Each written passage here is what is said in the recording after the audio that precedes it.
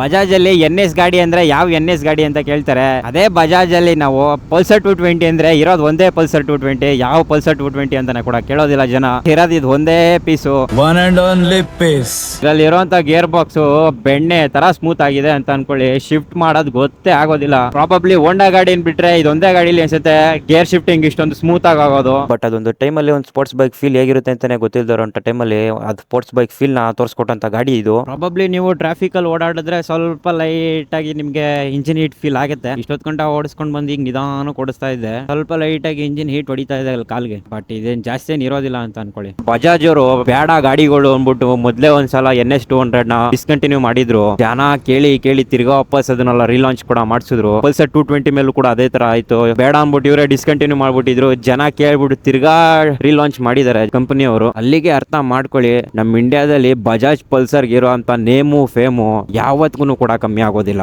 ಎಲ್ಲ ನೀವು ಕಟ್ಟಿದ ಹೆಸರು, ಎಲ್ಲ ನೀವು ಕೊಟ್ಟ ಆಸ್ತಿ, ಎಲ್ಲ ನೀವು ಕೊಟ್ಟಂತ ಕರುಣೆ. ಈ ಕೈ ಕರ್ನಾಟಕದ ಆಸ್ತಿ.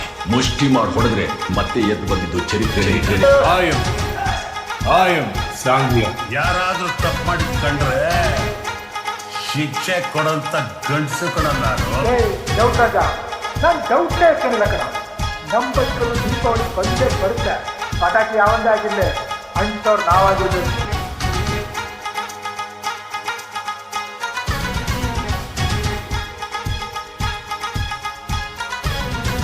ಹಲೋ ಗೈಸ್, ಎಲ್ರಿಗೂ ನಮಸ್ಕಾರ. ಎಲ್ಲರೂ ಹೇಗಿದ್ದೀರಾ? ಐ ಹೋಪ್ ಎಲ್ಲರೂ ಕೂಡ ಚೆನ್ನಾಗಿದ್ದೀರಾ ಅಂತ ಅನ್ಕೊಂಡಿದ್ದೀನಿ. ನಾನು ನಿಮ್ಮ ಪ್ರಶು ಕನ್ನಡಿಗ. ಇವತ್ತು ನಮ್ಮ ಮುಂದೆ ಇದೆ the Bajaj Pulsar 220F. Guys ಬನ್ನಿ, ಇನ್ನೇನು ತಡ ಮಾಡೋದು, ಕಂಪ್ಲೀಟ್ ಆಗಿ ರಿವ್ಯೂ ಮಾಡ್ತಿದ್ದೀನಿ, ಕುತ್ಕೊಂಡು ನೋಡಿ ಆರಾಮಾಗಿ. ಪ್ರಾಬಬ್ಲಿ ಇದೊಂದೇ ಗಾಡಿ ಅನ್ಸುತ್ತೆ ನಮ್ಮ ಇಂಡಿಯನ್ ಮೋಟರ್ ಸೈಕಲ್ ಈ ಡಿಸೈನ್ ಅಲ್ಲಿ ಇರುವಂತದ್ದು. ಯಾರೇ ಬಂದು ಈ ಗಾಡಿ ನೋಡಿದ್ರು ಇದು ಪಲ್ಸರ್ 220 ಅಂತಾನೆ ಕೂಡ ಹೇಳ್ತಾರೆ, ಯಾಕಂದ್ರೆ ಈ ತರ ಡಿಸೈನ್ ಬೇರೆ ಯಾವ ಗಾಡಿಲೂ ಕೂಡ ಇಲ್ಲ. ಇನ್ನ ಗಾಡಿ ಫ್ರಂಟ್ ಇಂದ ನೋಡೋದಾದ್ರೆ ನಮ್ಗೆ 2 ಡೇ ಟೈಮ್ ರನ್ನಿಂಗ್ ಲ್ಯಾಂಪ್ ಕೊಟ್ಟಿದ್ದಾನೆ, ಅದು ಕೂಡ ಹಾಲೋಜನ್ ಕೊಟ್ಟಿರುವಂತದ್ದು. ಮತ್ತೆ ಇಲ್ಲೊಂದು ಪ್ರೊಜೆಕ್ಟರ್ LED ಹೆಡ್ ಲ್ಯಾಂಪ್ ಕೊಟ್ಟಿದ್ದಾನೆ, ಮೇಲ್ಗಡೆ ಒಂದು ಹಾಲೋಜನ್ ಹೆಡ್ ಲ್ಯಾಂಪ್ ಕೊಟ್ಟಿರುವಂತದ್ದು ಮೇಲ್ಗಡೆ. ಇದು ಯಾವ ತರ ಅಂತ ಗೊತ್ತಾಗ್ಲಿಲ್ಲ. ಎಲ್ಲ LED ಕೊಡೋ ಟೈಮಲ್ಲಿ ಇವರು ಹಾಲೋಜನ್ ಮತ್ತೆ LED ಎರಡು ಕೂಡ ಮಿಕ್ಸ್ ಮಾಡಿ ಕೊಟ್ಟಿದ್ದಾನೆ. ಅದು ಹೆಡ್ ಲ್ಯಾಂಪ್ ಅಲ್ಲೇ LED ಹಾಲೋಜನ್ ಎರಡು ಕೂಡ ಕೊಟ್ಟಿದ್ದಾನೆ. ಬಜಾಜ್ ಜೋನ್ ಒಂದ್ ಕಡೆ ಮೆಚ್ಚಬೇಕಾದ್ದೆ. ಇನ್ನು ಗಾಡಿ ರೇರ್ ಸೆಕ್ಷನ್ ನೋಡೋದಾದ್ರೆ ನಮಗೆ ಸೇಮ್ ಸಿಗ್ನೇಚರ್ ಟೈಲ್ ಲ್ಯಾಂಪ್ ಕೂಡ ಕೊಟ್ಟಿದ್ದಾನೆ, ಅದನ್ನು ಕೂಡ LED ಬರುವಂತದ್ದು. ಮತ್ತೆ ನಮಗೆ LED ಇಂಡಿಕೇಟರ್ಸ್ ನ ಕೊಡ್ತಾ ಇದ್ದಾನೆ, ಸೇಮ್ KTM ಗಾಡಿಗಳಲ್ಲಿ ಏನ್ ಬರುತ್ತಲ್ಲ ಅದೇ ಇಂಡಿಕೇಟರ್ಸ್ ನ ಇದು ಕೊಟ್ಟಿರುವಂತದ್ದು. ಇನ್ನ ಗಾಡಿ ಫ್ರಂಟ್ ಟೈರ್ ನೋಡೋದಾದ್ರೆ ನಮಗೆ 90/90 17 ಇಂಚ್ ವೀಲ್ ನ ಕೊಡ್ತಾ ಇದ್ದಾನೆ, ಅದನ್ನು ಕೂಡ ಟ್ಯೂಬ್ಲೆಸ್ ಟೈರ್ ಕೊಡ್ತಾ ಇರುವಂತದ್ದು. ಇನ್ನ ರೇರ್ ಟೈರ್ ನೋಡೋದಾದ್ರೆ ನಮಗೆ 120/80 17 ಇಂಚ್ ವೀಲ್ ನ ಕೊಡ್ತಾ ಇದ್ದಾನೆ, ಎರಡೂ ಕೂಡ ಫುಲ್ ಟ್ಯೂಬ್ಲೆಸ್ ಟೈರ್ ಸಿಗ್ತಿರುವಂತದ್ದು. ಇನ್ನ ರೋಡ್ ಅಲ್ಲಿ ಹೋಗ್ಬೇಕಾದ್ರೆ ಸಿಗುವಂತ ಗ್ರಿಪ್ ಇದೆಯಲ್ಲ,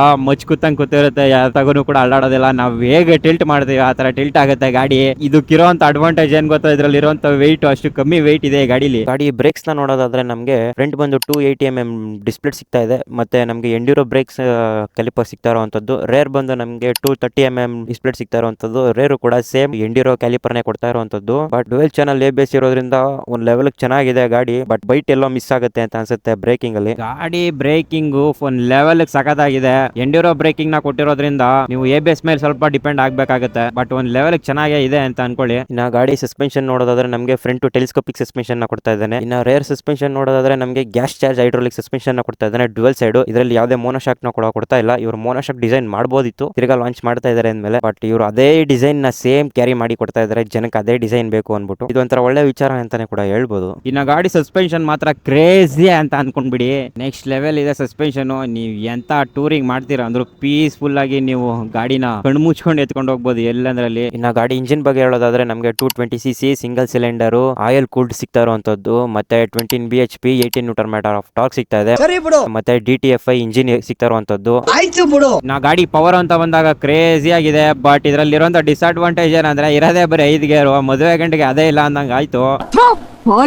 ಮತ್ತೆ ಈ ಗಾಡಿಲಿ 6 ಸ್ಪೀಡ್ ಗೇರ್ ಬಾಕ್ಸ್ ಕೊಟ್ಟಿಲ್ಲ, ಇನ್ನು 5 ಸ್ಪೀಡ್ ಅಲ್ಲೇ ಇಟ್ಟಿದ್ದಾರೆ ಗಾಡಿನ. 6 ಸ್ಪೀಡ್ ಗೇರ್ ಬಾಕ್ಸ್ ಕೊಟ್ಟಿದ್ರೆ ಇನ್ನೂ ಚೆನ್ನಾಗಿರ್ತಾ ಇತ್ತು. 6 ಗೇರ್ ಕೊಡ್ಬೋದಿತ್ತು, ಯಾಕೆ ಇವ್ರು ಕೊಡ್ಲಿಲ್ಲ? ಹೊಸ ಜನರೇಷನ್ ಗಾಡಿಲಿ ಹಳೆ ಜನರೇಷನ್ ಗಾಡಿನೇ ಇದಕ್ಕೆ ಕ್ಯಾರಿ ಮಾಡ್ಕೊಂಡೇ ಬಂದ್ರು. ಇದ್ರಲ್ಲಿ ಯಾವ್ದೇ ಫೀಚರ್ಸ್ ಆಗ್ಲಿ ಏನಾಗ್ಲಿ ಅಂತ ಅದೇನ್ ಚೇಂಜಸ್ ಏನಿಲ್ಲ. 2008 ಅಲ್ಲಿ ಗಾಡಿ ಲಾಂಚ್ ಆಗಿದೆ, ಬಟ್ ಬಜಾಜ್ ಅವರ ಹತ್ರ ಟೆಕ್ನಾಲಜಿ ಏನು ಕೂಡ ಕಮ್ಮಿ ಇರಲಿಲ್ಲ. ಇವರ ಇಂಜಿನ್ ಗಳಲ್ಲಿ DTSFI ಬರ್ತಾ ಇದೆ. DTSFI ಅಂದ್ರೆ ಏನಪ್ಪಾ ಅಂದ್ರೆ digital twin spark fuel injector ಅಂತ. ಡಿಜಿಟಲ್ ಟ್ವಿನ್ ಸ್ಪಾರ್ಕ್ ಪ್ಲಗ್ ಹೇಗೆ ಕೆಲಸ ಮಾಡುತ್ತಪ್ಪ ಅಂದ್ರೆ ಬೇರೆ ಗಾಡಿಗಳಲ್ಲಾದ್ರೆ ನಮಗೆ ಸಿಂಗಲ್ ಸ್ಪಾರ್ಕ್ ಪ್ಲಗ್ ಬರುತ್ತೆ, ಬಟ್ ಇದರಲ್ಲಿ ಗಾಡಿಲಿ ಡಬಲ್ ಸ್ಪಾರ್ಕ್ ಪ್ಲಗ್ ಇದೆ. ಸಿಂಗಲ್ ಸ್ಪಾರ್ಕ್ ಪ್ಲಗ್ ಅಲ್ಲಿ ಫ್ಯೂಲ್ ನ ಕರೆಕ್ಟ್ ಆಗಿ ಬರ್ನ್ ಮಾಡೋದಕ್ಕೆ ಆಗೋದಿಲ್ಲ. ಬಟ್ ಅದನ್ನೇ ಇವರು ಅಡ್ವಾಂಟೇಜ್ ಆಗಿ ಇಟ್ಕೊಂಡು ಟ್ವಿನ್ ಸ್ಪಾರ್ಕ್ ಪ್ಲಗ್ ನ ಹಾಕಿದ್ದಾರೆ. ಮಿಕ್ಕಿರುವಂತ ಫ್ಯೂಲ್ ಕೂಡ ಬರ್ನ್ ಮಾಡಿ ಒಂದ್ ಒಳ್ಳೆ ಮೈಲೇಜ್ ಕೂಡ ಬರುತ್ತೆ. ಅದ್ರ ಜೊತೆಗೆ ಒಂದ್ ಒಳ್ಳೆ ಪವರ್ ಕೂಡ ಕೊಡುತ್ತೆ. ಅದ್ರ ಜೊತೆಗೆ ಆಯಿಲ್ ಕೂಲ್ಡ್ ನ ಕೂಡ ಕೊಡ್ತಾ ಇದ್ರು. ಯಾವ ಬೋಡಿ ಮಗನಿಗೆ ಅರ್ಥವಾಗುತ್ತದೆ. ಇನ್ನ ಗಾಡಿಲಿ ವೈಬ್ರೇಷನ್ ಅಂತೂ ಇದೆ, ಒಂದ್ ಲೆವೆಲ್ ಇದೆ ವೈಬ್ರೇಷನ್. ಬಟ್ ಇಂಡಿಯನ್ ವೆಹಿಕಲ್ಸ್ ಅಂದ್ಮೇಲೆ ವೈಬ್ರೇಷನ್ ಗಳು ತುಂಬಾ ಕಾಮನ್ ಅಂತ ಅನ್ಕೊಂಡ್ಬಿಡಿ. ತಗೊಂಡ್ಮೇಲೆ ವೈಬ್ರೇಷನ್ ಅನ್ನೋದನ್ನ ಕಾಂಪ್ಲಿಮೆಂಟರಿ ಆಗಿ ಕೂಡ ಕೊಟ್ಬಿಡ್ತಾರೆ. ಒಂದ್ಸಲ ಗಾಡಿ ಸ್ಪೀಡೋಮೀಟರ್ ಟರ್ನ್ ಆನ್ ಆದ್ರೆ ನಮ್ದು ಟರ್ನ್ ಆಫ್ ಆಗ್ಬಿಡುತ್ತೆ. ಏನೇನೈತೆ ಅಂತಾನೆ ನನಗೆ ಗೊತ್ತಾಗ್ಲಿಲ್ಲ ಒಂದೊಂದ್ ಸೆಕೆಂಡ್ ಅಲ್ಲಿ. ಇನ್ನ ಗಾಡಿ ಸ್ಪೀಡೋಮೀಟರ್ ಬಗ್ಗೆ ಹೇಳಿದ್ರೆ ಇಲ್ಲಿ ಒಂದು ದೊಡ್ಡದಾಗ ಒಂದು RPM ಬಾರ್ ಇದೆ. ಮತ್ತೆ ಇಲ್ಲಿ ಟೈಮ್ ತೋರಿಸ್ತಾ ಇದ್ರೆ ಎಷ್ಟು ಸ್ಪೀಡ್ ಹೋಗ್ತಾ ಇದ್ರೆ ಅಂತ ತೋರಿಸುತ್ತೆ. ಮತ್ತೆ ಓಡೋಮೀಟರ್ ಇಲ್ಲಿದೆ, ಮತ್ತೆ ಫ್ಯೂಲ್ ಇಂಡಿಕೇಶನ್ ಕೂಡ ಇಲ್ಲೇ ಇದೆ, ಮತ್ತೆ ನ್ಯೂಟ್ರಲ್ ಲ್ಯಾಂಪ್ ಇಲ್ಲಿದೆ, ಹುಡ್ಕಕ್ ಹೋಗ್ಬೇಡಿ. ಮತ್ತೆ ಇಲ್ಲಿ ನಮಗೆ ರೈಡಿಂಗ್ ಮೂಡ್ ಸಿಗುತ್ತೆ. ಇನ್ನು ಫಸ್ಟ್ ಸರ್ವಿಸ್ ಆಗಿಲ್ವಲ್ಲ, ಅದಕ್ಕೆ ರೈಡಿಂಗ್ ಮೂಡ್ಸ್ ಯಾವ್ದು ಕೂಡ ಶೋ ಆಗ್ತಾ ಇಲ್ಲ. ನಮಗೆ 3 ರೈಡಿಂಗ್ ಮೂಡ್ಸ್ ಇರುತ್ತೆ, ರೋಡ್ ಮತ್ತೆ ಸ್ಟ್ರೈಟ್ ಮತ್ತೆ ಸ್ಪೋರ್ಟ್ ಅಂತ. ಸ್ಪೋರ್ಟ್ ಬರಲ್ಲ ಇರಲ್ಲ, ಆಕ್ಚುಲಿ ಆಫ್ ರೋಡ್ ಏನೋ ಬರುತ್ತೆ. ಮತ್ತೆ ಈ ಗಾಡಿಲಿ ಬ್ಲೂಟೂತ್ ಕನೆಕ್ಟಿವಿಟಿ ಇದೆ, 10x10 ನ್ಯಾವಿಗೇಷನ್ ಇದೆ, ಕಾಲೇಜ್ ಸಮಸ್ಯೆ ಅಲರ್ಟ್ ಇದೆ. ಜನ ಅದೆಷ್ಟು ಚೆನ್ನಾಗಿ ಇದನ್ನ ಯೂಸ್ ಮಾಡ್ಕೊಳ್ತಾರೆ ಅನ್ನೋದಂತೂ ತುಂಬಾ ದೊಡ್ಡ ಕ್ವಶನ್ ಮಾರ್ಕ್ ಅಂತಾನೆ ಕೂಡ ಹೇಳ್ಬೋದು. ಮತ್ತೆ ನಮಗೆ ಇಲ್ಲೊಂದು USB ಚಾರ್ಜಿಂಗ್ ಸಾಕೆಟ್ ಕೂಡ ಕೊಟ್ಟಿದ್ದಾನೆ, ಒಂದು ಒಳ್ಳೆ ವಿಚಾರ ಅಂತಾನೆ ಕೂಡ ಹೇಳ್ಬೋದು. ಇನ್ನ ಗಾಡಿ ಸೀಟ್ ಹೈಟ್ ನೋಡೋದಾದ್ರೆ ನಮಗೆ 795 mm ಸೀಟ್ ಹೈಟ್ ಸಿಗ್ತಾರಂತ. ಸೀಟ್ ಮಾತ್ರ ಸಖತ್ ಕಂಫರ್ಟ್ ಆಗಿದೆ. ಈ ಸದ್ಯಕ್ಕೆ ಸುಡ್ತಾ ಇದೆ, ಬಿಸಿಲಲ್ಲಿ ನಿಂತಿದ್ದೀನಿ, ಸೀಟು ಸುಡ್ತಾ ಇದೆ, ಕೆಳಗಡೆ ನನಗೂ ನೀರು ಇಳಿತಾ ಇದೆ. 5'3", 5'4" ಇದ್ದಾರಲ್ಲ ಆರಾಮಾಗಿ ಓಡಿಸಬಹುದು. ನಾನು ಕೂಡ 5'3" ಇದೀನಿ, ಆರಾಮಾಗಿ ಓಡಿಸ್ತೀನಿ. ರೇರ್ ಸೀಟ್ ಬಂದು ಅಷ್ಟೊಂದು ಕಂಫರ್ಟಬಲ್ ಇದೆ. ನೀವು ಅನ್ಕೊಳ್ಳೋ ಅಷ್ಟೆಲ್ಲ ಕಂಫರ್ಟಬಲ್ ಇದೆಯಾ ಇಲ್ವೋ ಗೊತ್ತಿಲ್ಲ, ಬಟ್ ಜಾಗ ಮಾತ್ರ ತುಂಬಾ ಜಾಸ್ತಿನೇ ಇದೆ. ರೈಡರ್ಗೂ ಕೂಡ ಜಾಸ್ತಿ ಜಾಗ ಇದೆ, ಮತ್ತೆ ಪಿಲಿಯನ್ಗೂ ಕೂಡ ಜಾಸ್ತಿ ಜಾಗ ಇದೆ. ಸೀಟ್ ಕಂಫರ್ಟ್ ಮಾತ್ರ ಕ್ರೇಜಿ ಆಗಿದೆ. ಎಷ್ಟೇ ಗಾಡಿ ಓಡಿದ್ರು ನಿಮ್ಗೇನು ಬೇಜಾರಂತೂ ಆಗಲ್ಲ, ತಿಕ್ಕ ಉರಿಯತ್ತು ಬರಲ್ಲ. ಇನ್ನ ಈ ಗಾಡಿಯ ಕಪ್ ವೇಟ್ ಬಂದು ನಮಗೆ 160 kgs ಇದೆ. ತುಂಬಾ ಲೈಟ್ ವೇಟ್ ಅಂತಾನೆ ಅನ್ಕೊಂಡ್ಬಿಡಿ. ಗಾಡಿ ವೆಯ್ಟ್ ಅಂತೂ ಇಲ್ವೇ ಇಲ್ಲ, ಆರಾಮಾಗಿ ಬಗ್ಸ್ ಆಡ್ಬೋದು, ಎತ್ತಾಡ್ಬೋದು. ಬಟ್ ತುಂಬಾ ದೊಡ್ಡ ಲಾರಿ ಬಂತು ಅಂತಾನೆ ಇಟ್ಕೊಂಡ್ರೆ ಲೈಟ್ ಆಗಿ ಹಿಂಗ್ ತಳ್ಳುತ್ತೆ ಹಿಂಗೆ ನಮ್ನ. ಯಾಕಂದ್ರೆ ನಾನು ಓಡಾಡೋದೇ ಇಂಡಸ್ಟ್ರಿಯಲ್ ಏರಿಯಾಗಳು ನೋಡಿ, ಎಲ್ಲಿ ನೋಡ್ರು ಬರೀ ಲಾರಿಗಳೇ ನಿಂತಿರ್ತವೆ. ಒಂಚೂರು ಹಿಂಗ್ ಓವರ್ಟೇಕ್ ಮಾಡ್ಕೊಂಡು ಅವರೇ ನಮ್ಮನ್ನು ಹೋದ್ರೆ ಗಾಡಿ ಸ್ವಲ್ಪ ಲೈಟ್ ಆಗಿ ಹಿಂಗ್ ಆಗುತ್ತೆ ಹಿಂಗೆ. ಯಾಕಂದ್ರೆ ವೆಯ್ಟ್ 160 kgs ಇರೋದ್ರಿಂದ ಗಾಡಿ ಸ್ವಲ್ಪ ತೂರುತ್ತೆ. ಪಕ್ಕದಲ್ಲಿ ಆ ಕಡೆ ಈ ಕಡೆ ಗಾಡಿಗಳು, ಹೆವಿ ಲೋಡ್ ಗಾಡಿಗಳು ಬಂದ್ರೆ. ಇನ್ನ ಗಾಡಿ ಫ್ಯೂಲ್ ಟ್ಯಾಂಕ್ ಕೆಪಾಸಿಟಿ ಬಗ್ಗೆ ಹೇಳೋದಾದ್ರೆ ನಮಗೆ 15 ಲೀಟರ್ ಫ್ಯೂಲ್ ಟ್ಯಾಂಕ್ ಕೆಪಾಸಿಟಿ ಸಿಗ್ತಾ ಇದೆ. ಅವರೇಜ್ ನಮಗೆ 35 ಕೊಡುತ್ತೆ ಅಂದ್ರೂ ಒಂದು ಫುಲ್ ಟ್ಯಾಂಕ್ ಅಲ್ಲಿ ನಾವು 550ರಿಂದ ಹಿಡಿದು 600 ವರ್ಗು ಕೂಡ ಹೋಗಿದ್ ಬರ್ಬೋದು ಒಂದು ಫುಲ್ ಟ್ಯಾಂಕ್ ಅಲ್ಲಿ. ಮತ್ತೆ ನೀವು ಗಾಡಿ ಎಕ್ಸಾಸ್ಟ್ ನೋಟ್ ಕೇಳಿಸ್ಕೊಂಡಿಲ್ಲ ಅಲ್ವಾ?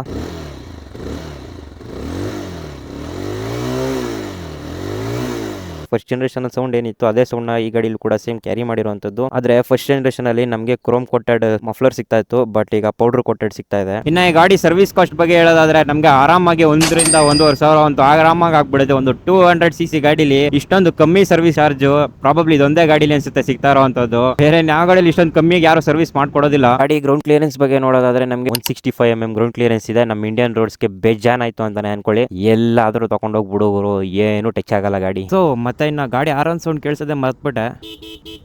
ನಾನು ಹೇಳ್ದೆ ಅಲ್ಲ, ತುಂಬಾನೇ ಲೌಡ್ ಆಗಿದೆ, ಕೇಳಿಸುತ್ತೆ ಜನಕ್ಕೆ ಸಾಕು. ಇನ್ನ ಗಾಡಿ ಆನ್ ರೋಡ್ ಪ್ರೈಸ್ ಬಗ್ಗೆ ಹೇಳೋದಾದ್ರೆ ನಮಗೆ 170ರಿಂದ ಹಿಡಿದು 180 ಕೂಡ ಆನ್ ರೋಡ್ ಪ್ರೈಸ್ ಆಗುತ್ತೆ. ಒಂದು 200cc 1,80,000 ಒಳಗಡೆ ಸಿಗ್ತಾ ಇದೆ ಅಂದ್ರೆ ಬಜಾಜ್ ಅವ್ರನ್ನ ಮೆಚ್ಚಬೇಕಾಗಿದ್ದೆ ನಾವು. So I hope you guys ಎಲ್ಲರೂ ಕೂಡ ವಿಡಿಯೋ ಇಷ್ಟ ಆಗಿದೆ ಅನ್ಕೊಂಡಿದ್ದೀನಿ. ಲೈಕ್ ಮಾಡಿ, ಶೇರ್ ಮಾಡಿ, ಸಬ್ಸ್ಕ್ರೈಬ್ ಮಾಡಿ ಅಂತ ಹೇಳ್ತಾ until then stay tune, right safe and be safe guys and peace. ನಾನು ನಿಮಗೆ ಸಿಗೋಣ ನೆಕ್ಸ್ಟ್ ವಿಡಿಯೋದಲ್ಲಿ. Take care, bye. ಸೊ ಗಾಡಿಲಿ ಪೆಟ್ರೋಲ್ ಇಲ್ಲ, ಓನರ್ ಕೊಡ್ಬೇಕಾದ್ರೆ ಹೇಳಿದ್ರು ಪೆಟ್ರೋಲ್ ಹಾಕ್ಸ್ಕೊಳ್ಳಿ, ಪೆಟ್ರೋಲ್ ಇಲ್ಲ ಅಂತಾನು ಕಾಸಿಲ್ಲ ಪೆಟ್ರೋಲ್ ಹಾಕ್ಸೋದಕ್ಕೆ. ಏನ್ ಮಾಡೋದೀಗ? 100 ಹಾಕಿ. ಇದ್ರ ಸಾಮಾನು ಏನ್ ಕೈಗೆ ಬರಲ್ಲ, ಅಕೌಂಟಲ್ಲಿ ಕಾಸೇ ಇಲ್ಲ. ಎಷ್ಟೈತೆ ನೋಡ್ಬೇಕಲ್ಲ. ನೆನೆ ನೋಡ್ದಾಗ ಬರೀ 300 ಇತ್ತು, 500 ಇತ್ತು. ಅಯ್ಯೋ ಬರೀ 200 ರೂಪಾಯಿ ಐತೆ. ಬಡಿ ಮಗನ್ ಮಿಡಿಲ್ ಕ್ಲಾಸ್ ಲೈಫ್ ಹಿಂಗೆ ಅಲ್ವಾ? ಸ್ಯಾಲ್ರಿ ಆಗೋ 7ನೇ ತಾರೀಕು ಕರೆಕ್ಟಾಗಿ ಕಾಯ್ಕೋಬೇಕು. 7ನೇ ತಾರೀಕಿಗೆ ಸ್ಯಾಲ್ರಿ ಆದ್ರೆ 8ನೇ ತಾರೀಕಿಗೆ ಕಾಸಿರಲ್ಲ. ಎಲ್ಲ ಕಮಿಟ್ಮೆಂಟು. ಏನ್ ಮಾಡ್ತೀರಾ ಹೇಳಿ? ನಮ್ಮ ಸ್ಯಾಲ್ರಿಗಿಂತ ಜಾಸ್ತಿ ಕಮಿಟ್ಮೆಂಟ್ ಇಟ್ಕೊಬಿಡ್ತೀವಲ್ವಾ? ಅದೇನ್ ಮಾಡೋ ತಪ್ಪು ನಾವು ಮಿಡಲ್ ಕ್ಲಾಸ್ ಅವರು. ಈ ಖಾಲಿ ಜೇಬಿದೆ ನೋಡಿ, ಇದು 1000 ಪಾಠ ಕಲಿಸುತ್ತೆ ಸರ್. ನನಗೆ ಹೊಟ್ಟೆ ಹಸ್ದಿತ್ತು, ಹೃದಯ ಒಡೆದಿತ್ತು, ಜೇಬ್ ಖಾಲಿ ಇತ್ತು,